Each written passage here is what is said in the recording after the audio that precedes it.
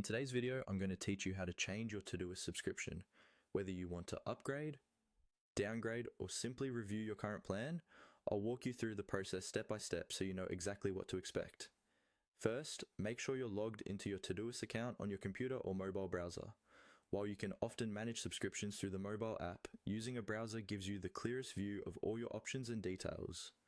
Once you're signed in and you can see your tasks and projects, look for the settings area. This is usually represented by a small gear icon or found under your account menu, often in the top right corner of the screen. Go ahead and click on Settings. This will open a panel or a new page where you can control how your account behaves. Inside the settings area, you'll see different sections for things like your account details, notifications, and integrations. What you're looking for here is the section labeled Subscription. Next, click on Subscription. This is where Todoist shows you your current plan, your billing period, and how you're paying, such as monthly or yearly. Take a moment to review this information so you understand what you're currently on before making changes. It's helpful to note your renewal date as well, especially if you're planning a change around the end of a billing cycle. Once you're on the subscription page, simply follow the on-screen prompts.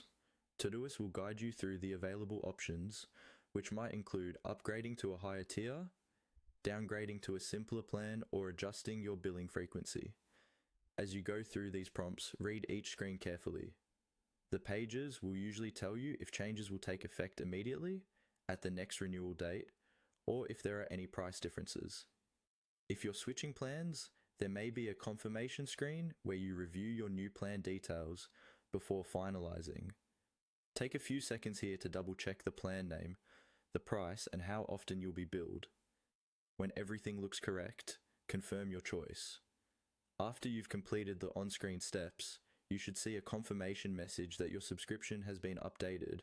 It's a good idea to refresh the subscription page and verify that the new plan and billing information are showing correctly. With that, you've successfully changed your Todoist subscription.